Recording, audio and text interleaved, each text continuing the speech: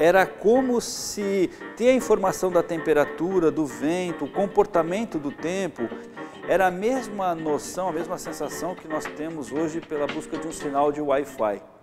O sinal de Wi-Fi, ele está no nosso cotidiano. E nos anos 20, a nossa interação social e com a natureza, do nosso ponto de vista da Terra, ele era intimamente tecnológico para a época. Um barômetro, um termômetro, um relógio.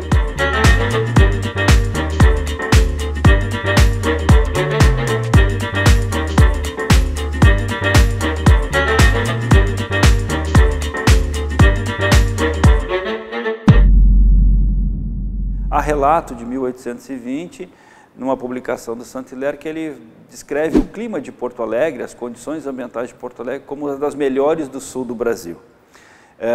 Com as estações bem definidas, as temperaturas ao longo do dia agradáveis, as noites mais amenas, e isso tornava, né, na impressão do Saint-Hilaire ou na comparação de vários lugares do mundo onde Saint-Hilaire esteve, muito interessantes para o sul do Brasil. É curioso também que Saint-Hilaire já tinha na perspectiva mudanças nas condições ambientais ou no clima de determinadas localidades, devido à organização das cidades, à expansão das cidades, se desmatava, se abriam arruamentos, ruas de chão batido, obviamente, e a expansão da cidade, tanto para a agricultura, para as pequenas propriedades agrícolas no entorno de Porto Alegre, faziam que se percebesse nitidamente o aumento da temperatura, dias mais quentes em algumas épocas do ano.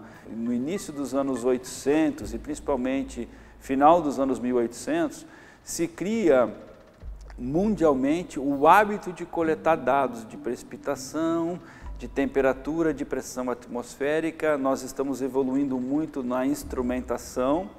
Internacionalmente, a meteorologia está evoluindo muito, com influência da Primeira Guerra, e se inicia a previsão meteorológica, a tentativa de se fazer previsão do tempo, ou de entender melhor a atmosfera. Então a engenharia dá um suporte muito importante na Universidade do Estado do Rio Grande do Sul, entendendo que tem que ter um critério, um monitoramento, um zelo por esse dado. Eles observaram uma perfeita relação que existe entre a precipitação, a temperatura, as estiagens e a vegetação. Então, a biodiversidade de diferentes regiões do planeta Terra é um indicador, está diretamente relacionado ao clima. A descoberta, o entendimento e a proposição de classificação climática para aquela década de 1920, é um avanço tremendo. Nós estamos falando de mapas de precipitação, temperatura máxima, temperatura mínima, períodos secos para diferentes regiões do planeta. Então o Köppen conversava muito com Alfred Wegener sobre essa visão de mundo, de qual seria o comportamento do tempo e do clima globalmente falando, e tentando comparar com as observações que evoluíam muito mais localmente. Ao mesmo tempo, existiam relatos de intensas estiagens com danos no sul do Brasil, na Argentina, nos Estados Unidos, na Europa, pela Ásia. E a pesquisa nessa época, os pesquisadores procuravam relações. A maior parte do tempo, as explicações estavam associadas a variabilidades naturais, até porque a maior parte das conexões eram no máximo regionais.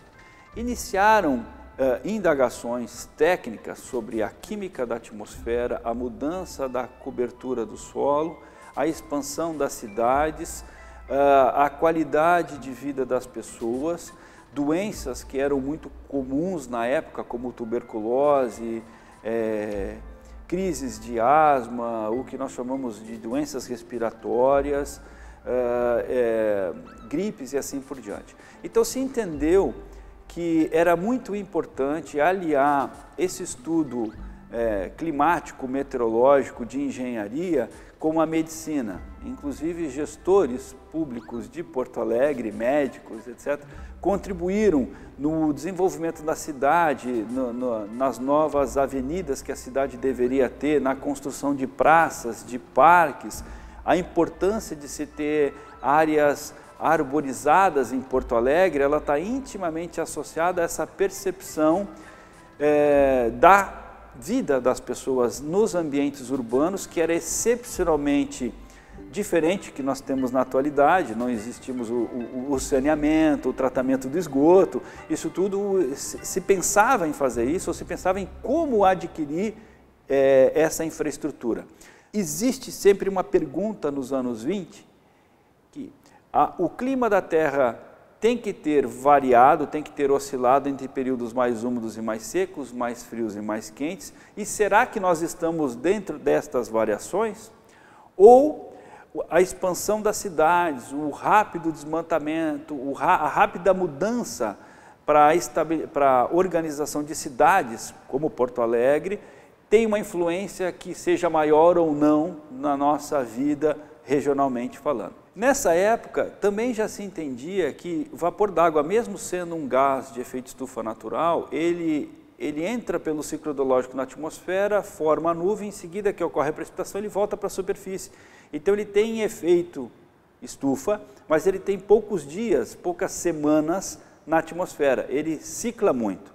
O CO2, em contrapartida, é um gás de efeito estufa, mas que permanece décadas, quase século na atmosfera, sendo reativo, forçando o aumento da temperatura.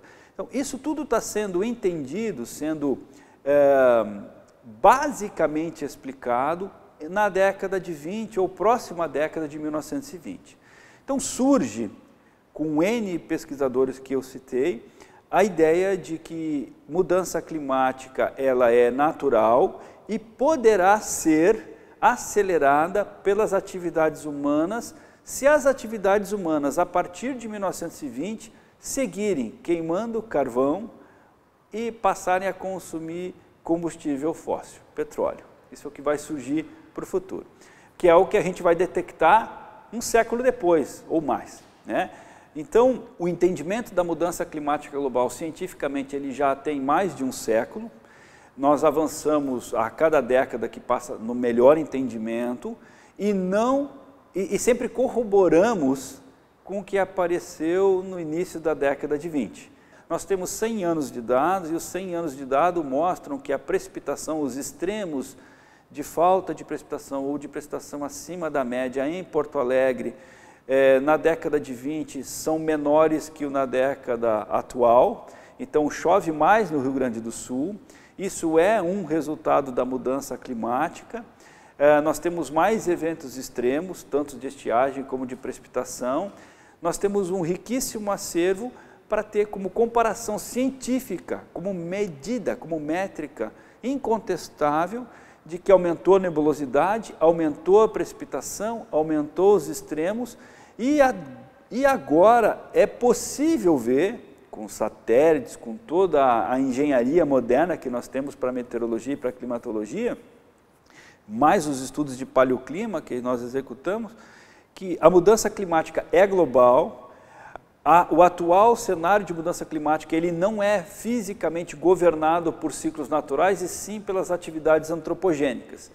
Nós forçamos a mudança química da atmosfera e a reação dela com o balanço de energia solar impõe um aumento da temperatura e uma mudança na circulação, criando eventos extremos e também mudando o padrão regional de ondas de frio, ondas de calor, estiagens, como nós observamos. E graças a esse registro, Porto Alegre teve inúmeras pessoas, inúmeros médicos, engenheiros, professores de geografia, advogados, curiosíssimos que investiram recurso nisso, que apoiaram o desenvolvimento da universidade. A universidade ela surge como pequenas escolas e até ela se tornar uma necessidade para a sociedade gaúcha, e o tempo e o clima foi amparado por essa fase, né, de evolução e de crescimento. E graças a isso, nós temos a tranquilidade de dizer que o legado científico, tecnológico, os registros feitos pelos estudos nas instituições e na universidade em 1920 podem ser e devem ser utilizados para explicar tranquilamente o que nós observamos na mudança do clima hoje.